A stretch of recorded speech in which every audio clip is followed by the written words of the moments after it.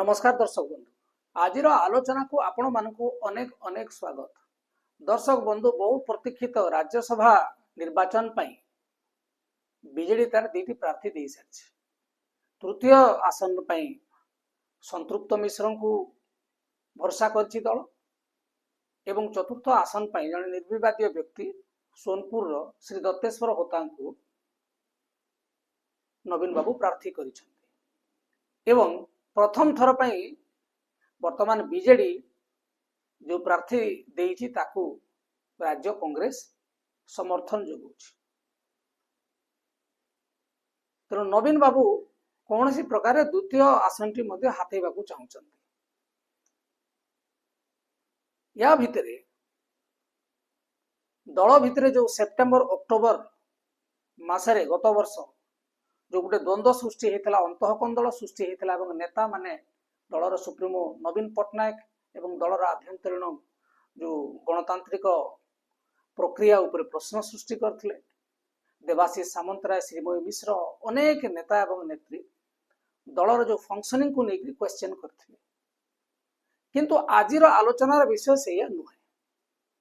आजिर आलोचनार विषय होछि जो नवीन बाबू जो दलर नेता एवं कर्मी मान को निलंबन करुचंती आग भलिया ये नेता मानू ये निलंबन रो फरक पड़ुची। तो आम कहीं कहूँ जे आज जितेबाला संतृप्त मिश्र प्रार्थित्व को परोक्ष प्रभात विश्वाल विरोध कले से जानी पुओ पुणी बीजेडी एमएलए होता सत्वे भी से विरोध कले। नवीन बाबू पाखे गोटे सुजोग थिला कहवाई जे जदि आमे जन को प्रार्थी करेंगे जेहेतु यहाँ गोटे गणतांत्रिक दल और आंचलिक दल अनेक लोकों भितर असंतोष रहिबो, मु से असंतुष्ट नेता मान सहित आलोचना करी और मोर दल जो समस्या अच्छी समाधान करी करते जहाँ लगला नवीन बाबू तांकर इगोर चरम सीमार पहुंची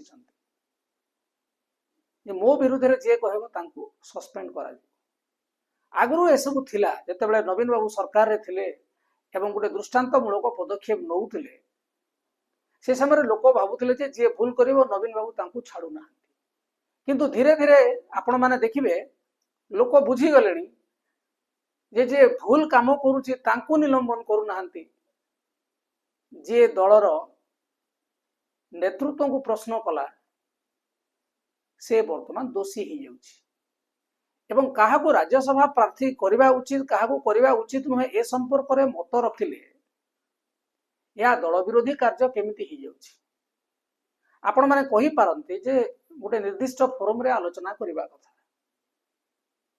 किंतु निर्दिष्ट फोरम रे भी जो आलोचना होउची ताहा भी गणतांत्रिक पद्धति रे हो नाही।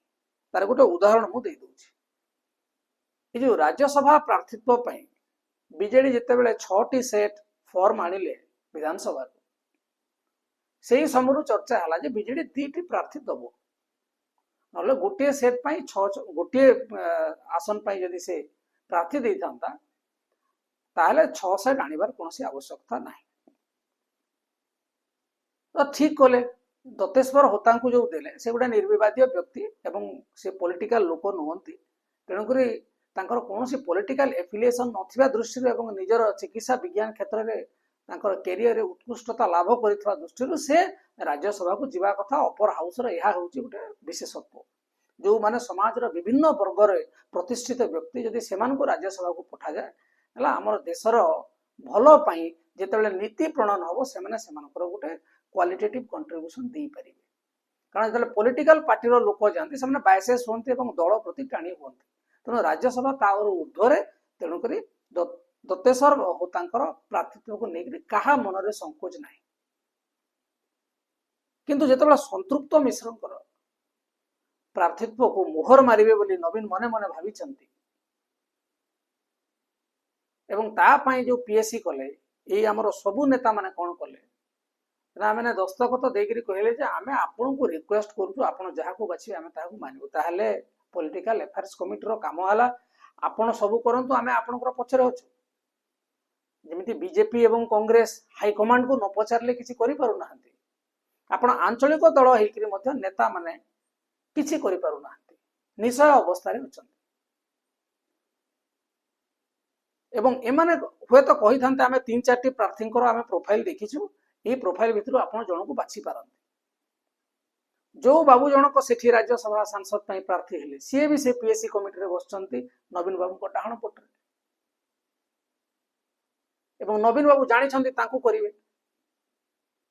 ଯଦି ତାଙ୍କୁ କରିବାର ଅଛି ସେ ପିଏସସି ରେ ଯେତେବେଳେ ଆଲୋଚନା ହେଉଛି ସେହି ସମୟରେ 2 ଜଣ ପ୍ରାର୍ଥୀଙ୍କ ବିଷୟରେ ଆଲୋଚନା ନ କରିକି ଦସ୍ତଖତ କାହିଁକି ନେଇଯାଉଛନ୍ତି?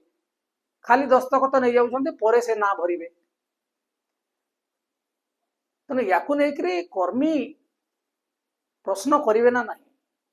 ନେତା ଯୋଉମାନେ ଲକ୍ଷ ଲକ୍ଷ ଲୋକଙ୍କୁ ପ୍ରତିନିଧିତ୍ୱ କରୁଛନ୍ତି ସେଠି ଯାଇକରି ମୁଣ୍ଡ ନୁଆଇକି ଆସୁଛନ୍ତି, ତାଙ୍କୁ କ'ଣ ଭଲ ଲାଗିବ? ଆମେ ତ ଭାବୁଛୁ ବିଜେଡିର ସ୍ଥିତି ଏତେ ଖରାପ ନାହିଁ, ତେଣୁ ଦଳୀୟ ଶୃଙ୍ଖଳା ଭଙ୍ଗ କରିକି ବୋଧେ ବିଧାୟକ ମାନେ କ୍ରସ୍ ଭୋଟିଂ କରିବେ ନାହିଁ। କିନ୍ତୁ ଯଦି ଏପରି ହୁଏ ତାହେଲେ ନବୀନ ବାବୁ ଯୋଉ 4 ମାସ ହେଲା କସରତ କରୁଛନ୍ତି ବିଜେଡିର ପୁନରୁଦ୍ଧାର କରିବା ପାଇଁ, ପୁରା ମାଟିରେ ମିଶିଯିବ। ଏବଂ ସବୁଠାରୁ ବଡ଼ କଥା ହେଉଛି ନବୀନ ବାବୁ କାହାକୁ ନିଲମ୍ବନ କଲେ ଆଉ ବିଶେଷ କିଛି ଫରକ ପଡୁନାହିଁ। ଅରବିନ୍ଦ ମହାପାତ୍ରଙ୍କୁ ସେ ନିଲମ୍ବନ କଲେ, ତାର କାରଣ ଯାହା ବି ହେଇଥାଉ, କିନ୍ତୁ ଅରବିନ୍ଦ ମହାପାତ୍ରଙ୍କର କାର୍ଡଟି ବର୍ତ୍ତମାନ ରାଜନୀତିରେ, ଓଡ଼ିଶା ରାଜନୀତିରେ ବଢିଛି, କମି ନାହିଁ। ଏବଂ ଆଗରୁ ଥିଲା ଯେ ବିଜେଡି ଯିଏ ଛାଡ଼ି ଦଉଥିଲା ତାର ପଲିଟିକାଲ କ୍ୟାରିୟର ଖତମ ହେଇଯାଉଥିଲା, କିନ୍ତୁ ବର୍ତ୍ତମାନ ସ୍ଥିତି ଏମିତି ଧୀରେ ଧୀରେ ଆସିଲାଣି ଯେ ବିଜେଡି ବର୍ତ୍ତମାନ ଯେ ଛାଡୁଛି ତା ପାଇଁ ଆଉ ଗୋଟିଏ ପ୍ଲାଟଫର୍ମ ଅଛି ବିଜେପି, ଏବଂ ବିଜେପି ଜଗିକି ବସିଛି। ତେଣୁକରି ନବୀନ ବାବୁ ଯଦି ଭାବୁଥାନ୍ତି ଯେ ମୁଁ ଗୋଟି ଗୋଟିକିରି ସମସ୍ତଙ୍କୁ ତଡ଼ିବି, ଯିଏ ଦଳ ବିରୁଦ୍ଧରେ କହିବ, ଦଳରେ ସିନା କିଏ ଥିଲେ ଆଉ ତଡ଼ିବେ, କାହାକୁ ତଡ଼ିବେ? ଯୋଉ କିଛି ଜଣ ରହିଯିବେ ସେମାନଙ୍କୁ ଯଦି ଅଲଗା ଦଳର କୌଣସି ଲୋକ ନ ନେବେ ସେ ଆପଣଙ୍କ ଦଳରେ ରହିବେ। ତେଣୁକରି ଆପଣ ଉପରଟା ଯେତେ ଚିକଣ ଚାକଣ କଲା ବେଳକୁ ତଳ ନିହ ବର୍ତ୍ତମାନ ଦୁର୍ବଳ। ଏବଂ ନବୀନ ବାବୁଙ୍କର ଗୋଟେ ପଦକୁ ଯେମିତି ବିରୋଧୀ ମାନେ ଏବଂ ତାଙ୍କ ଦଳର ନେତା ଏବଂ କର୍ମୀ ମାନେ ମଧ୍ୟ ଡରିକି ରହନ୍ତି ଯେ ନବୀନ ବାବୁ ଯାହା କହିବେ ସେଇଆ ହବ, ସେ ବେଶୀ କହନ୍ତି ନାହିଁ। ବର୍ତ୍ତମାନ ନବୀନ ବାବୁ ଯୋଉ ନିଷ୍ପତ୍ତି ନେଉଛନ୍ତି ତାଙ୍କର ଜାଣତରେ ହଉ ଅଜାଣତରେ ହଉ ବା ଚାପର ବଶବର୍ତ୍ତୀ ହେଇକିରି ଯୋଉ ନିଷ୍ପତ୍ତି ନେଉଛନ୍ତି ସେଇ ନିଷ୍ପତ୍ତି କେହି ଆଉ ଗୁରୁତ୍ୱର ସହିତ ନେଉନାହାନ୍ତି।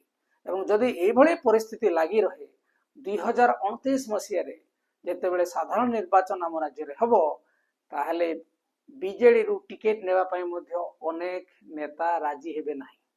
ଆପଣମାନଙ୍କୁ ଲାଗୁଥିବ ଏଇଟା ବିଜେଡି ବିରୋଧୀ କଥା, କିନ୍ତୁ ଆପଣମାନେ ଦେଖନ୍ତୁ ତ, ଯୋଉ ଜଣେ ନେତା 15 ବର୍ଷ 20 ବର୍ଷ ଧରିକିରି ଶାସନ କରିବ, ମାନେ ବିଜେଡି ଦଳରେ କାମ କରିବ ଏବଂ ଦଳର ଶୃଙ୍ଖଳା କେବେ ଭଙ୍ଗ ବି କରିନାହିଁ, ସେ ବରିଷ୍ଠ ନେତା ହେଲେ ନାହିଁ। 1.5 ବର୍ଷ 2 ବର୍ଷ ଆଗରୁ କର୍ପୋରେଟ ଚାକିରି ଛାଡ଼ିକିରି ଏଠି ପଲିଟିକାଲ ସେକ୍ରେଟାରୀ ହେଇଗଲେ ଗୋଟିଏ ଦିନରେ। ଗୋଟିଏ ଦଳର ମୁଖ୍ୟ ତାଙ୍କର ପଲିଟିକାଲ ସେକ୍ରେଟାରୀ ହେବା କେତେ ବର୍ଷର ଅଭିଜ୍ଞତା ଥିବା ଦରକାର। ସବୁ ଜିଲ୍ଲାର ନେତା ମାନଙ୍କର କ'ଣ ହାଲଚାଲ, ତାଙ୍କର ମୁଭ ସବୁ ଉପରେ ୟାଙ୍କର କଣ୍ଟ୍ରୋଲ ଥିବା ଦରକାର, ସମସ୍ତଙ୍କର ବ୍ୟବହାର ଜାଣିଥିବା ଦରକାର, ସମୟର ଚାଲ ଜାଣିଥିବା ଦରକାର। କିନ୍ତୁ ଏ ସାଙ୍ଗେ ସାଙ୍ଗେ ପାଣ୍ଡିଆନ ବାବୁଙ୍କ ଦୟାରୁ ପଲିଟିକାଲ ସେକ୍ରେଟାରୀ ହେଲେ ଏବଂ ମୁଁ ପଲିଟିକାଲ ସେକ୍ରେଟାରୀ ହେଇଛି ଏବଂ ମୁଁ ଏସବୁ ଜିନିଷ ଆଲୋଚନା କରୁଛି, ଆଉ ମୁଁ କେମିତି ହେବି ନାହିଁ? ଯଦି ମିଠା ଦୋକାନ କରିଥିବା ଲୋକ କହିବ ଯେ ମୁଁ ସବୁ ମିଠା ଖାଇବା ଦରକାର, ତାହେଲେ ଦୋକାନ ବୁଡ଼ି ଯିବାରେ ଗୋଟିଏ ବିଳମ୍ବ ବି ଲାଗିବ ନାହିଁ। ତେଣୁକରି ନବୀନ ବାବୁଙ୍କ ପାଇଁ ଆମେ ତ ତାଙ୍କୁ ଉପଦେଶ ଦେଇପାରିବା ନାହିଁ, କିନ୍ତୁ ନବୀନ ବାବୁଙ୍କର ଯୋଉ ଚାଲକୁ ଦେଖୁଛୁ ଆମେ, ଏଇ ଚାଲରେ କୌଣସି ବୁଦ୍ଧିମତ୍ତା ବା ଗୋଟେ ଷ୍ଟ୍ରାଟେଜିଷ୍ଟର ରୋଲ ଆମକୁ ଜଣା ପଡୁନାହିଁ। ନବୀନ ବାବୁଙ୍କୁ ନେଇକରି ସବୁବେଳେ ଖବର ଚର୍ଚ୍ଚାରେ ରହୁଛନ୍ତି, ସବୁ ଜାଗାରେ ଦେଖିବେ, କିନ୍ତୁ ନବୀନ ବାବୁ ଜାଣି ଶୁଣି ତାଙ୍କର ଯୋଉ ଇମେଜ ଅଛି ସେଇ ଇମେଜକୁ ବର୍ତ୍ତମାନ ଦୁର୍ବଳ କରୁଛନ୍ତି। ଏଇଥିପାଇଁ ଜଣେ ପ୍ରଭାତ ବିଶ୍ୱାଳ ଯେ ଏତେ ବର୍ଷ ଧରି ବିଜେଡିରେ ଥିଲେ, ତାଙ୍କୁ ଗୋଟିଏ ଦିନ ବି ଇଏ ସମ୍ଭାଳି ପାରିଲେ ନାହିଁ। ନେତାମାନଙ୍କର ଅସନ୍ତୋଷ, ନେତାମାନଙ୍କ ଭିତରେ ଥିବା ରୋଷ, ନେତାମାନେ ତାଙ୍କ ଭିତରେ ରାଗ, ଏ ସମସ୍ତଙ୍କୁ ହଜମ କରିପାରିଲେ ଜଣେ ଜନନେତା ହୁଏ। ଏବଂ 24 ବର୍ଷ ଶାସନ କରିବା ପରେ ମଧ୍ୟ ମାତ୍ର 2 ବର୍ଷ ଶାସନରୁ ବାହାରକୁ ଯାଇକି ନବୀନ ବାବୁ ବୋଧେ ଭାବୁଛନ୍ତି ଯେ ମୁଁ ଯୋଉ 24 ବର୍ଷର ମୁଖ୍ୟମନ୍ତ୍ରୀ ଥିଲି ସେଇ ଷ୍ଟାଣ୍ଡାର୍ଡ ଅଫ ଅପରେଟିଂ ପ୍ରୋସିଜ୍ୟୁର୍ସରେ ମୁଁ ସମସ୍ତଙ୍କ ସହିତ କାମ କଲି। ଆପଣମାନେ ଦେଖିବେ ପ୍ରଭାତ ବିଶ୍ୱାଳ ହେଉଛନ୍ତି ଫାଷ୍ଟ ଏକ୍ସାମ୍ପଲ। ବିଜେଡିର ବର୍ତ୍ତମାନ ଲେଟର ହେଡ୍ ସରିଯିବ ଏବଂ ସେମାନେ ଯେତିକି ଲୋକଙ୍କୁ ମଧ୍ୟ ଇସ୍ତଫା ଦେଲେ, ଆଗରୁ ଯେମିତି ବ୍ୟତିବ୍ୟସ୍ତ ହେଇ ପଡୁଥିଲେ କୁଆଡେ ଯିବା, ଭଲ ଦଳରେ ଥିଲେ, ବର୍ତ୍ତମାନ ଆଉ ନେତା ମାନଙ୍କ ଭିତରେ ସେ ଭୀତି ଏବଂ ଭୟ ନାହିଁ। ଆପଣ ମାନଙ୍କୁ କଣ ଲାଗୁଛି? ନବୀନ ବାବୁ ଯୋଉ ଲଗାତାର ଯିଏ ବି ଦଳ ବିଷୟରେ କହିଲା ତାଙ୍କୁ ତଡ଼ି ଦଉଛନ୍ତି, ଏ ତଡ଼ି ଦେବା ଦ୍ୱାରା ନବୀନ ବାବୁ ଶକ୍ତିଶାଳୀ ହଉଛନ୍ତି ନା ଦଳ ଧୀରେ ଧୀରେ ଧୀରେ ଧୀରେ ଦୁର୍ବଳ ହଉଛି? କମେଣ୍ଟରେ ନିଶ୍ଚିତ ଜଣେଇବେ।